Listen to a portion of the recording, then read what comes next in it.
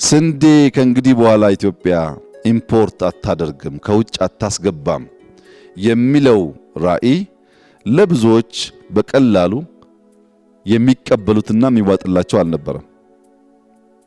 ደሞ ኢትዮጵያ ከልመና ወጥታ ገዝታ አስገብታ ከመብላት ወጥታ አርሳ ራሷን አብልታ ከዚያ አልፋ ኤክስፖርት ማድረግ ይቻላታል ወይ የሚለው በህዝባችን ብቻ ሳይሆን በርከት ያሉ አመራሮች ይህን ሐሳብ ተጋርተው ለመስራት ተቸግረው ነበር።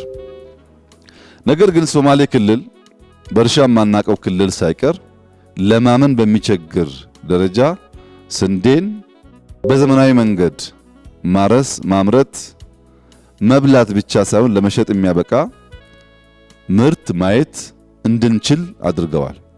ይህ አስደናቂ ውጤት መላው የኢትዮጵያን ሕዝብ አጥግቦ ከኢትዮጵያ አልፎ ለኛ ጎረቤቶች ተሽጦ ወደፊትም ቀደም ሲል እንዳስቀመጥነው ኢትዮጵያ ኤድ ብለን ለተቸገሩ ሰዎች ለመርዳት የሚያስችል የተሟላ አቅም ኢትዮጵያ አላት።